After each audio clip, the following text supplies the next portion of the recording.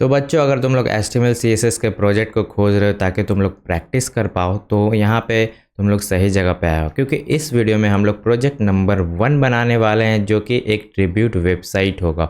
और इस सीरीज़ में टोटल 10 प्रोजेक्ट्स आने वाले हैं, तो तुम लोग एक्साइटेड हो जाओ, क्योंकि ये ऐसे तरीके से मैं पढ़ाऊँगा कि तुम्हारा बेसिक सारे क्लियर हो जाएगा। अगर तुम लोग HTML CSS कहीं से भी सीख रखे हो और तुम लोगों ने अभी तक प्रैक्टिस नहीं किया है, क्योंकि प्रैक्टिस के बगैर कभी भी तुम्हारा स्किल अच्छा नहीं हो सकता है। ठीक है, इसलिए मैंने यहाँ पे प्रैक्टिस प्रोजेक्ट का सीरीज़ लाया है। ठीक है, तो चलो पहला प्रोजेक्ट बनाते हैं। तो इसके लिए सबसे पहले मैं VS कोड पे आ जाता हूँ। तो मैंने VS कोड को कैसे सेटअप कर सकते हैं उसका वीडियो डिस्क्रिप्शन में दे रखा है। तो अगर तुम लोगों ने उसे नहीं देखा है तो पहले उसे जाके देख लो। उससे क्या होगा कि तुम्हें पता चल जाएगा कि कौन कौन से एक्सटेंशन चाहिए और क्या क्या चीज़ें चाहिए। ठीक है, तो सबसे पहले हम लोग एक बनाते हैं प्रोजेक्ट 1 का फोल्डर। ठीक है, इस तरीके से। और इसके अंदर हम लोग एक फ़ाइल बनाएंगे index.html। ये सब तो तुम्हें पता ही होगा, पहले तुम लोगों ने index.html का फ़ाइल तो बनाया हो। तो सबसे पहले हम लोग क्या करेंगे, एक index.html का फ़ाइल बनाएंगे। उसके बाद एक style.css का फ़ाइल बनाएंगे, styles.css। तो यहाँ पे हम लोग अपना CSS लिखेंगे और यहाँ पे अपना HTML का कोड लिखेंगे।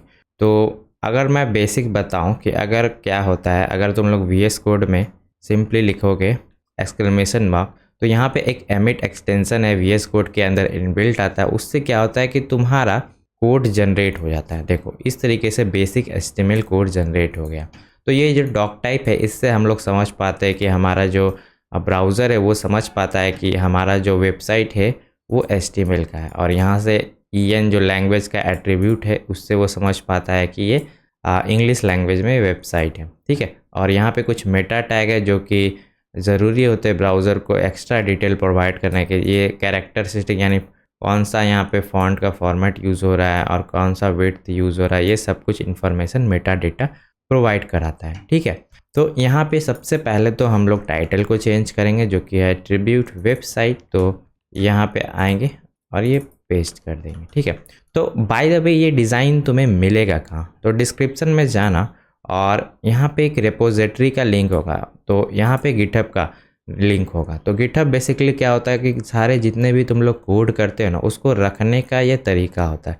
तो गिटहब के ऊपर भी मैं एक कोर्स बनाऊंगा बेसिक सा, ताकि तुम लोग ईजिली इसको भी समझ पाओ। ठीक है, तो यहाँ पे देखो लिंक मैंने मेंशन किया है डिज़ाइन का। तो अगर तुम व्यू डिज़ाइन पे करोगे तो तुम लोग डिज़ाइन देख पाओगे, और प्रोजेक्ट का अगर लाइव डेमो देखना चाहते हो तो वो भी देख सकते हो। तो यहाँ पे थोड़ा लिंक में खराबी है, एक्स्ट्रा HTTPS मैंने डाल दिया है, इसके वजह से खुल नहीं रहा है पेज। तो उसके लिए चिंता मत करो, यहाँ मैं ठीक कर दूंगा बाद में। यहाँ पे देखो HTML का यहाँ पे है, यहाँ से तुम लोग डेमो देख सकते हो। ठीक है, हाँ डेमो मिल जाएगा, और ये फिग्मा डिज़ाइन तुम्हें यहाँ पर भी मिल जाएगा और यहाँ पे भी मिल जाएगा। ठीक है, देखो डिज़ाइन मिल गया। और बाय द वे, अगर तुम लोग चाहते हो इस डिज़ाइन को एडिट करना, तो वो तुम लोग कैसे करोगे, तो तुम्हारा तो एक्सेस नहीं होगा। तो उसके लिए यहाँ पे तुम लोग डुप्लीकेट करोगे, तो ये डुप्लीकेट बन जाएगा ये डिज़ाइन, और फिर तुम लोग जो कुछ भी एडिट करना चाहते हो डिज़ाइन में तुम लोग कर सकते हो। ठीक है, तो ये भी मैंने बता दिया ताकि तुम्हें ईजी हो। ठीक है, तो यहाँ पे देखो, अगर तुम्हें इमेज को एक्सपोर्ट करना होता है तो तुम लोग यहाँ पे देखो आओ, किसी भी इमेज पे क्लिक करो, तो यहाँ पे एक्सपोर्ट इमेज का बटन दिया हुआ है, इससे तुम्हारा इमेज एक्सपोर्ट हो जाता है। लेकिन इस तरीके में है कि तुम्हें हर इमेजेस को जा जाके करना हो, इससे तुम्हारा टाइम वेस्ट होगा। ठीक है, तो तुम्हारे टाइम काफ़ी इम्पॉर्टेंट है, इसीलिए मैं तुम्हारा काम आसान कर देता हूँ। मैंने पहले से सारे इमेजेस को रख रखा है। तो अगर तुम लोग व्यू ब्रांचेस पे जाओगे और यहाँ पे देखोगे व्यू मोर ब्रांचेस, तो तुम्हें एक स्टार्टर फाइल मिलेगा। देखो प्रोजेक्ट 1 स्टार्टर, इसको खोल लेना, तो ये ब्रांच खुल जाएगा और यहाँ से तुम लोग डाउनलोड कर सकते हो जिप फाइल। तो यहाँ पे देखो एक डाउनलोड हो गया जिप फाइल, ये वाला प्रोजेक्ट का। और इसको तुम लोग जिप को जैसे अनलॉक करोगे तो तुम्हें कुछ ऐसा देखने को मिलेगा, प्रोजेक्ट 1, और इसके अंदर सारे फाइल मेंशन किए गए। तो चलो मैं क्या करता हूँ, इसमें से सिर्फ इमेजेस का जो फोल्डर है वो यहाँ पे डाल देता हूँ। ठीक है, तो देखो इमेजेस के फोल्डर आ चुके हैं। ठीक है, तो ट्रिब्यूट वेबसाइट अपर केस में लिखा हुआ है, तो सबसे पहले मैं इसको छोटा कर लेता हूँ। ठीक है, तो वो अच्छा नहीं दिख रहा है। ठीक है, और इसे अब हम लोग लाइव सर्वर से रन करेंगे। तो ये एक्सटेंशन मैंने मेंशन किया था फर्स्ट इंट्रो मतलब सेटअप वाले वीडियो में, तो तुम लोग उस वीडियो को जाके ज़रूर देख लेना। तो जब भी तुम लोग, पहले मैं ये सब कुछ हटा देता हूँ, काफ़ी क्लटर हो गया। तो जब भी तुम लोग वेबसाइट को रन करोगे तो टॉप में देखो ट्रिब्यूट वेबसाइट दिख रहा है। तो ये कैसे दिख रहा है, ये टाइटल के मदद से दिख रहा है, ठीक है। तो टाइटल से तुम्हारा वेबसाइट का ऊपर वाला जो टैब में नाम दिखता है वो दिखता है, ठीक है। और ये जो पूछ रहे हो ये आइकन क्यों नहीं दिख रहा है, ये एक फेविकॉन आइकन होता है जो कि मैं बाद वाले वीडियो में बताऊंगा कि कैसे होता है। इससे एडवांस ट्यूटोरियल आएंगे ना HTML CSS के, तो उसमें मैं तुम्हें बताऊंगा, ठीक है। वो इसमें अच्छे से मेंशन करूँ। तो अब चलो देखते हैं क्या क्या करना है। तो डिज़ाइन में देखो सबसे पहले क्या है, एक इमेज है, उसके बाद यहाँ पे टेक्स्ट है, इमेज है, टेक्स्ट है, ठीक है। तो सबसे पहले हम लोग ये सेक्शन बनाएंगे, इस सेक्शन के अंदर ही ये इमेजेस रखे हुए हैं, ठीक है। तो ये एक सेक्शन है, ठीक है, और इसके अंदर ये पहला इमेज टेक्स्ट है, इमेज है, ठीक है, समझ गए ये है। तो सबसे पहले बॉडी के अंदर हम लोग कोड लिखते हैं, ये बॉडी टैग, और ये हेड ये ब्राउज़र के लिए बेसिकली होता है, और बॉडी के अंदर हम लोग अपना कंटेंट लिखते हैं जो कि हम लोग दिखाना है, ठीक है। तो हम लोग लिखेंगे सेक्शन, ठीक है। और ये देखो ऑटो क्लोज हो गया, तो मैंने एक एक्सटेंशन इंस्टॉल कराया था स्टार्टिंग में, वो जाके तुम लोगों ने किया नहीं है तो कर लेना क्योंकि वो काफ़ी इंपॉर्टेंट है, ठीक है। तो सेक्शन तो बन गया और एक इमेज बनाएंगे, ठीक है। तो इमेज का टैग ऐसे लिखाता है /image, और यहाँ पे सोर्स में हम लोग को जो भी इमेज है उसका URL देना हो, जैसे ये PNG है तो हम लोग यहाँ लिखेंगे // लिखेंगे, ठीक है, इमेजेस और हीरो, और हीरो में लिख देंगे सुभाष चंद्र बोस जो कि हमारे हीरो हैं, सुभाष चंद्र बोस, ठीक है। ये इमेज आ जाएगा। अगर मैं पेज को रिलोड करूं तो देखो यहाँ पे इमेज आ गया। अब इस इमेज के बाद अब हम लोग क्या करेंगे, टेक्स्ट लेंगे ये वाला, तो इस पर डबल क्लिक करो और यहाँ से तुम लोग टेक्स्ट को कॉपी कर सकते हो, ये हो गया। इसके बाद ये टेक्स्ट कॉपी कर लेंगे, तो इसको हम लोग H2 टैग में रख लेंगे, H2। तो ये एक हेडर टैग होता है, H1 H2 H3, इस तरीके से वो H6 तक जाता है, ठीक है। इससे ज़्यादा नहीं, तुम लोग सोच लेना H7 8 ऐसा नहीं है, ठीक है। H2 के बाद जाता है और एक पैराग्राफ का P टैग होता है, इन्हीं सब का यूज़ करके हम लोग करते हैं, ठीक है। तो यहाँ पे H3 होता है, H4 होता है, H5 होता है और H6 होता है, ठीक है। ये होता है यहाँ तक।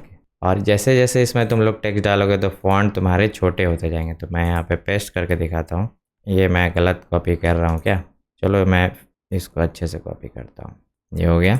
और यहाँ पे P टैग मिलता है। तो अगर मैं इसे रिफ़्रेश करूँ तो देखो ये धीरे धीरे छोटे होते जा रहे हैं। मैं थोड़ा जूम कर लेता हूँ, देखो दिख रहा है।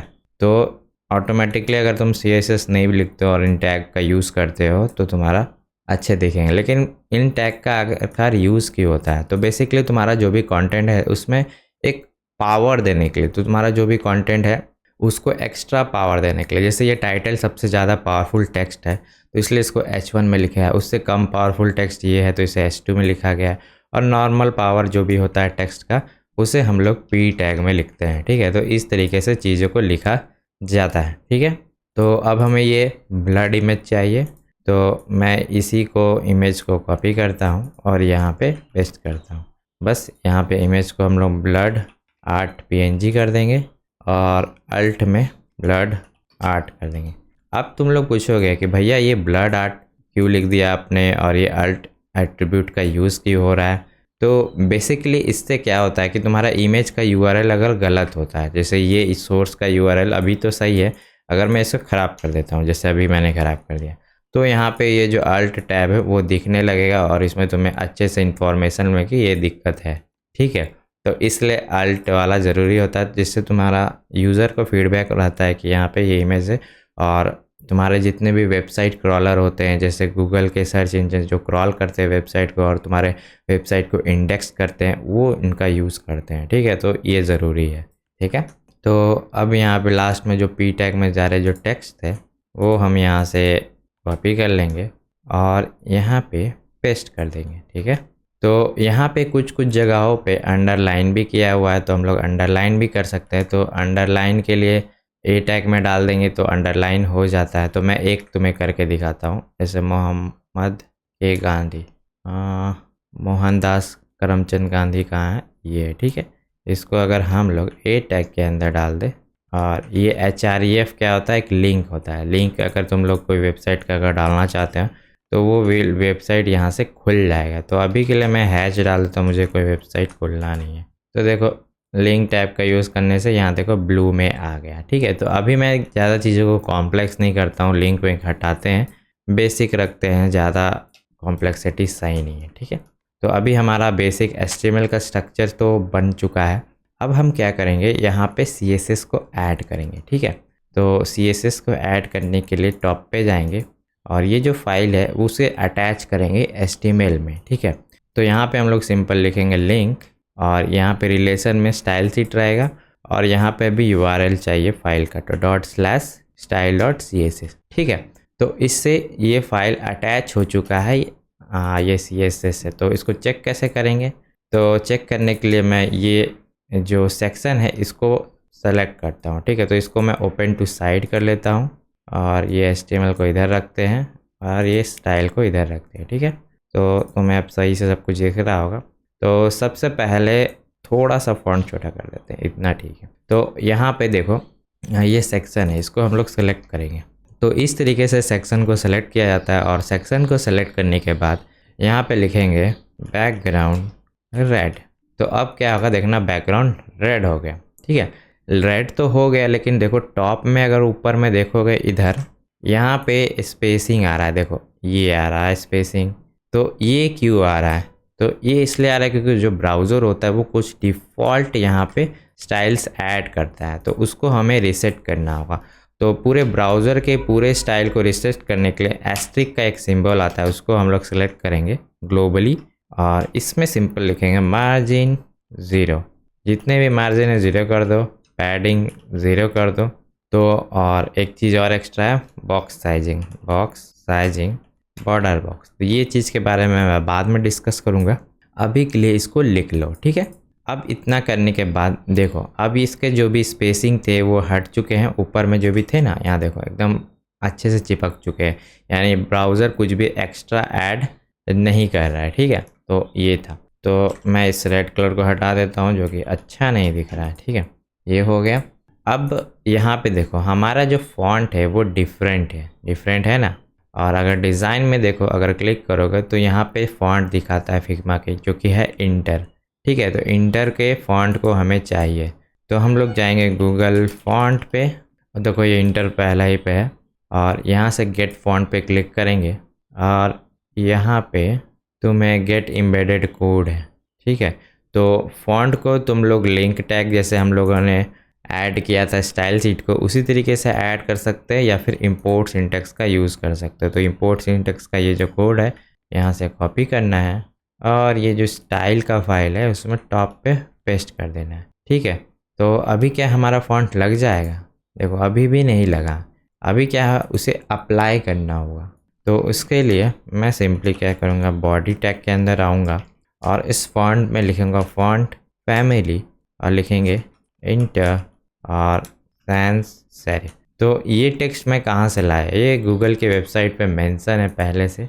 तो देखो यहाँ पे ये मेंशन है, तो मैं यहाँ से ही कॉपी कर लेता हूँ, अगर जो सही है उसको करना सही है। तो देखो इस तरीके से ये फॉन्ट अब अप्लाई हो गया होगा। बॉडी में करने से क्या ग्लोबली सारे हो जाता है। तो देखो यहाँ पे सारे फॉन्ट अप्लाई हो गए, और ये जो सेम फॉन्ट इधर भी आ चुका है, ठीक है।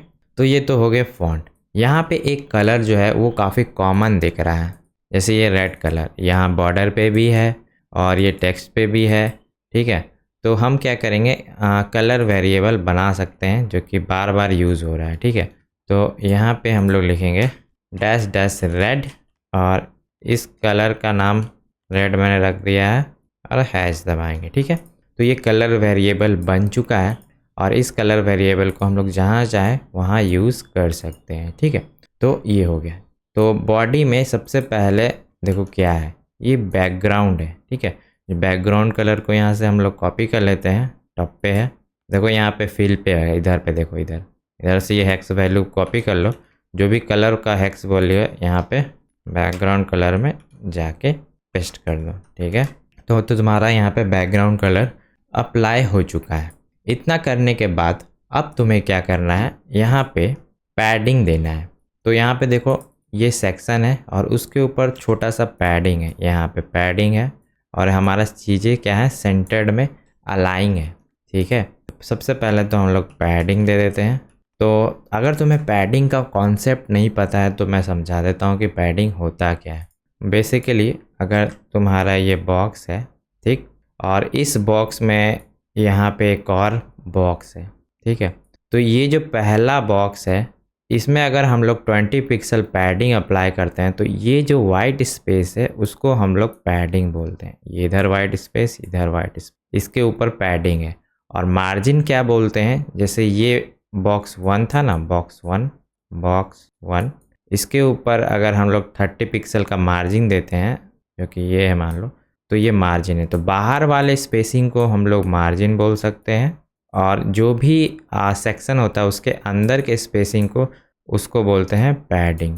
ठीक है, तो बाहर वाले को मार्जिन, अंदर वाले के स्पेसिंग, और उसके ऊपर भी एक आउटलाइन होता है और एक बॉर्डर होता है। ठीक है, तो ये चीज़ें तो मैं धीरे धीरे वो समझाऊंगा, अभी के लिए इतना ही समझ लो। ठीक है, तो देखो ये हमारा तो हो गया है। अब हम लोग क्या करेंगे, ये वाला जो सेक्शन है उसका कोड लिखेंगे।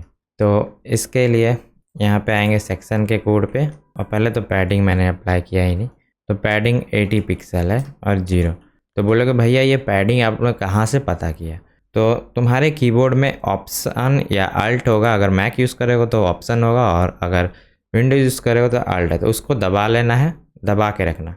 देखो दबाने से क्या है, तुम्हारा डबल कर्सर यहाँ पे फिग्मा के ऊपर शो करेगा। बस तुम्हें धीरे धीरे ले जाना और खाली ऊपर कहीं क्लिक नहीं करना है, बस अपने माउस को ऐसे ले जाओ। तो देखो यहाँ पे स्पेसिंग दिख रहा है, ऊपर में कितना पैडिंग है, 80 पिक्सल का है, और साइड वाला को छोड़ दो, इसको मैं सेंटर कर देता हूँ।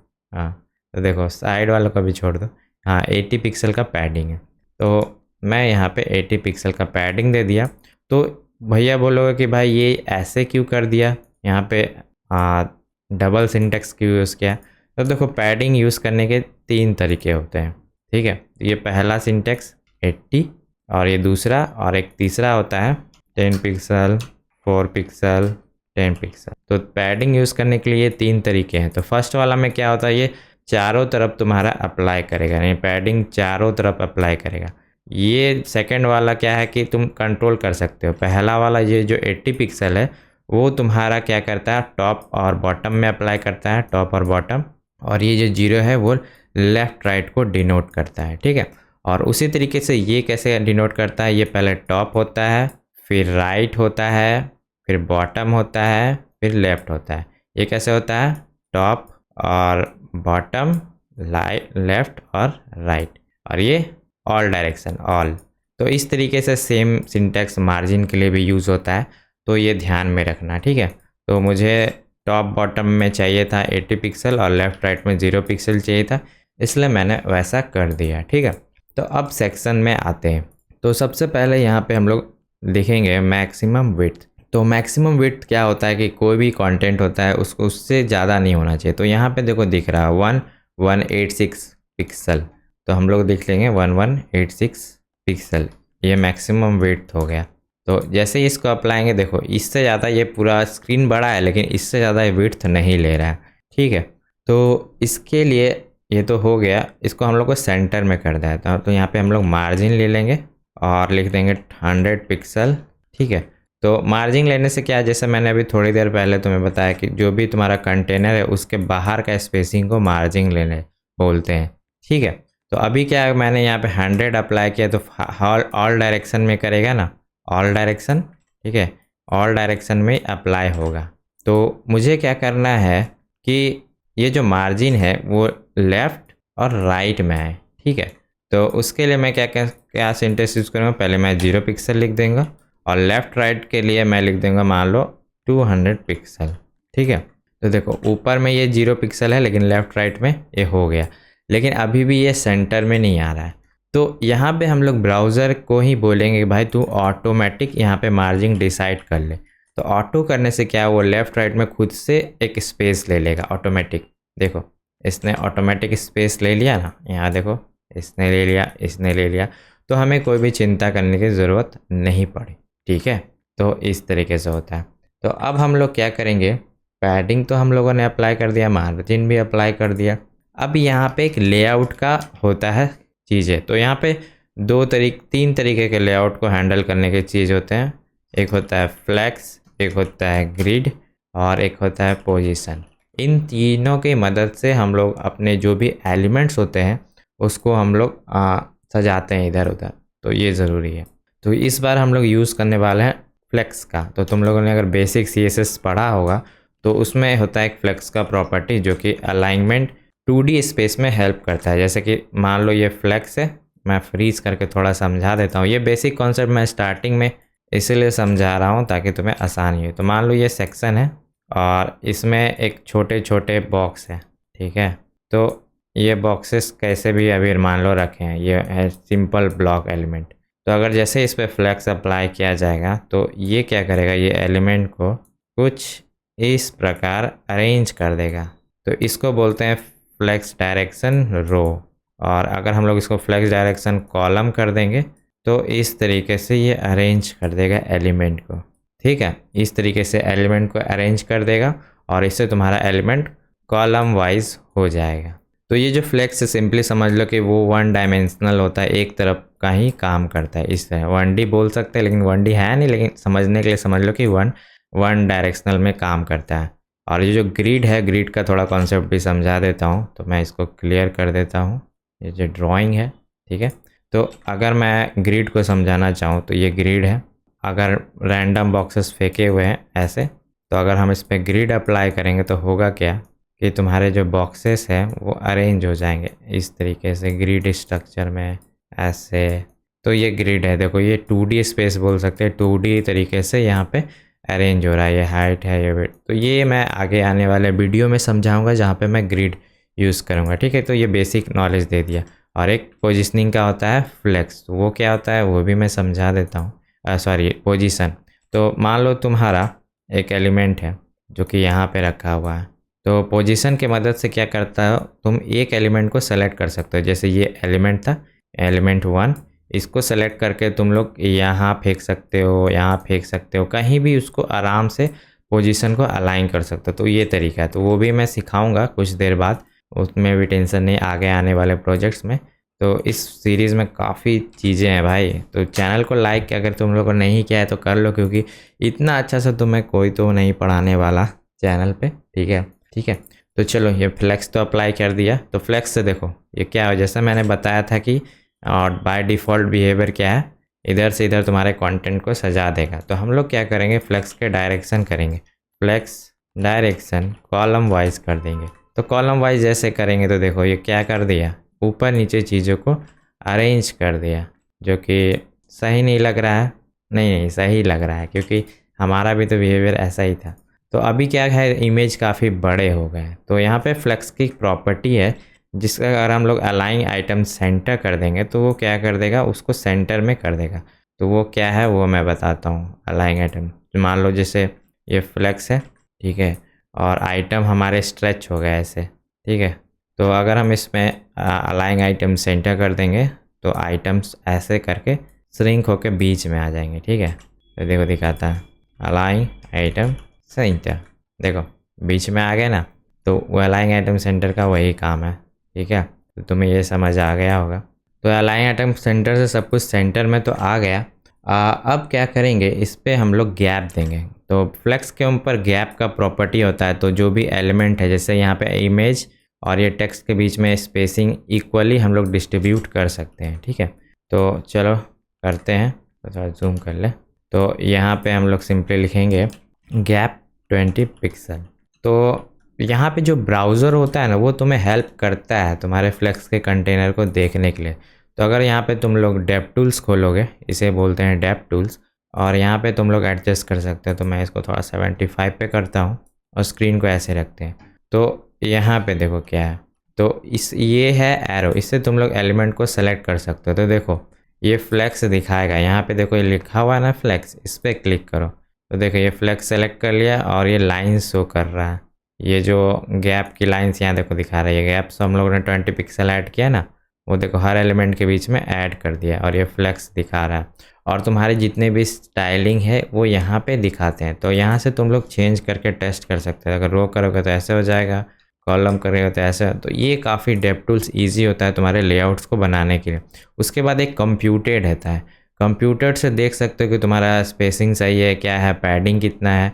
तो मैं तुम्हें अभी पैडिंग का कॉन्सेप्ट समझा रहा था ना, तो देखो इस एलिमेंट को मैं सेलेक्ट करता हूँ, तो देखो यहाँ पे पैडिंग है, बॉर्डर आता है, उसके बाद मार्जिन आता है, ठीक है। तो पैडिंग हो गया, इंटरनल स्पेसिंग हो गया, मार्जिन बाहर वाला, ठीक है। और ये लेआउट है, इसको तुम लोग अलग अलग देख सकते हैं। तो ये सब चीज़ें हमें बाद में देखने को मिलेंगी। तो ये था, तो ये सेक्शन का तो ऑलमोस्ट से जो चीज़ें हमें लिखनी थी वो लिख दिया मैंने।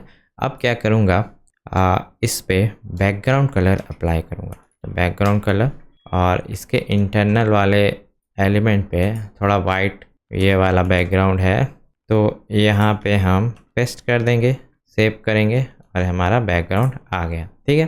तो अब यहाँ पे देखो इंटरनल पैडिंग में कुछ होगा और ये बॉर्डर भी है, तो इस पे हम लोग सेलेक्ट करेंगे और ऑप्शन या अल्ट दबा के रखना।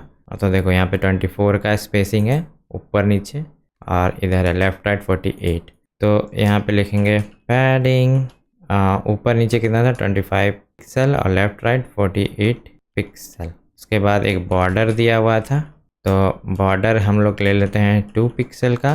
और बॉर्डर का टाइप, तो यहाँ पे एक सॉलिड होता है, डैश होता है, तो हम लोग डैश ले लेते हैं, ठीक है। तो ये बॉर्डर की प्रॉपर्टी तुम लोग गूगल में सर्च करना, काफ़ी सारे प्रॉपर्टीज़ है, तो मैं एक एक करके तो नहीं बताऊंगा, काफ़ी लंबा हो जाएगा। तो यहाँ पे हम लोग एक वैर नाम का चीज़ यूज़ करेंगे। ये वैर से क्या होता है कि हम लोग ये जो वेरिएबल हम लोगों ने बनाया ना, वेरिएबल मतलब एक समझ लो कोई सामान है उसको कहीं रख दिया, उसको हम लोग बार बार यूज़ कर सकते, ठीक है। तो ये वेरिएबल को उठाओ, यहाँ डालो और इसको क्लोज कर दो। तो इससे क्या होगा कि देखो हो गया, ठीक है। इसका सब कुछ हो गया। अब हम लोग क्या करेंगे, ये H1 H2 इसको सेलेक्ट कर लेंगे, ठीक है। तो अभी क्या है कि पहले वाले जो भी CSS थे उसमें नेस्टिंग सपोर्टेड नहीं था, अब ये नेस्टिंग भी सपोर्ट करता है। जैसे ये सेक्शन है, इसके अंदर हम लोग जैसे ये H1 है, इसको ऐसे सेलेक्ट कर सकते हैं H1।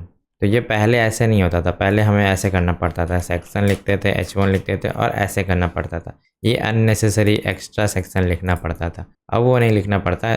इसी के अंदर में ये जो करली ब्रेसेस है उसके अंदर हम लोग लिख सकते हैं, ठीक है।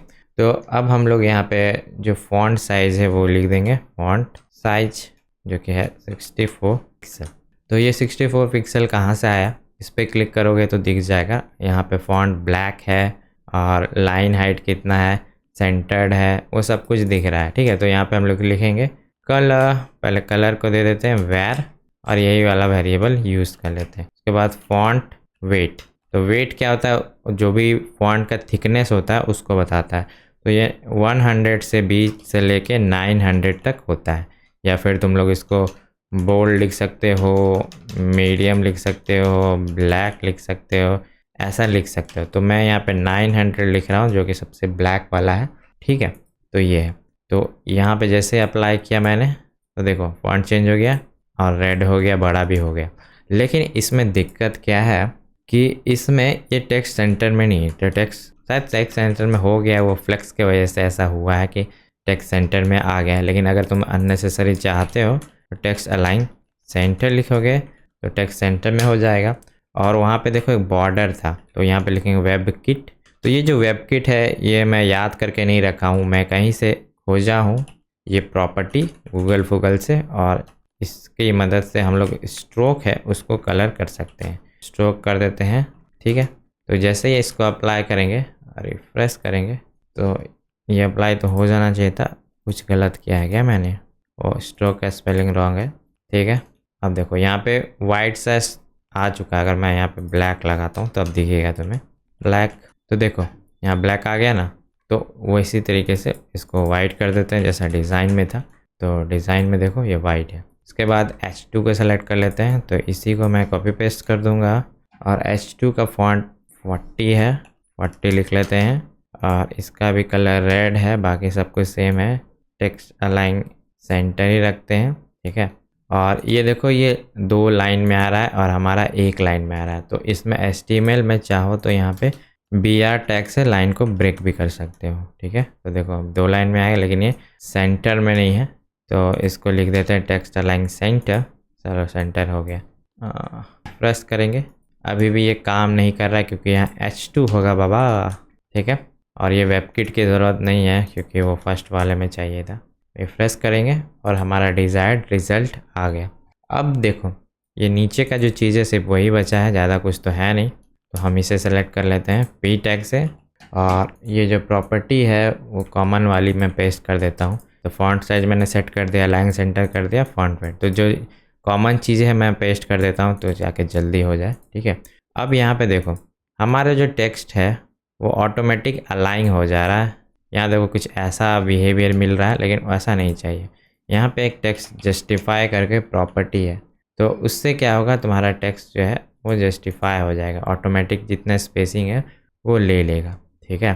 तो हमारा जो डिज़ाइन है वो ऑलमोस्ट बन के रेडी है, तो जो कि एकदम डिट्टो लग रहा है। अगर इसे तुम कंपेयर करोगे डिप्लॉयड URL से तो मिलेगा। और तुम्हें ये कोड चाहिए कि कहाँ से मिलेगा, तो जाओ लिंक डिस्क्रिप्शन में है, जाके वहाँ से कोड उठा लो और देख लो अगर तुम लोगों ने सही कोड किया है कि नहीं। और मैं चाहता हूँ बच्चों तुम लोग इसे खुद से बनाओ, क्योंकि खुद से बनाओगे, सिर्फ वीडियो देख लेने से कुछ नहीं होगा, खुद से बनाओगे तो ज़्यादा बेटर होगा। और जब भी फंसते हो मेरा वीडियो को आराम से रिप्ले करके देखते जाना। और डिज़ाइन तो मैंने दे दिया है, एसेट भी दे दिया है, ठीक है। तो नेक्स्ट प्रोजेक्ट ज़रूर से देखना, जो कि प्रोजेक्ट नंबर 2 है। उसके अंदर मैं काफ़ी और भी चीज़ें, एडवांस चीज़ें तुम्हें बताने वाला हूँ, ठीक है। और जो वेबसाइट ये जो रिस्पॉन्सिव है उसके लिए मैं अलग सीरीज़ लेके आऊँगा, उसके लिए भी वेट करना और कमेंट सेक्शन में बताना कि तुमको रिस्पॉन्सिव वेबसाइट का ट्यूटोरियल चाहिए कि नहीं, वो भी बता देना, ठीक है। तो मैं मिलता हूँ तुमसे नेक्स्ट वीडियो में न्यू प्रोजेक्ट के साथ, तब तक के लिए बाय बाय।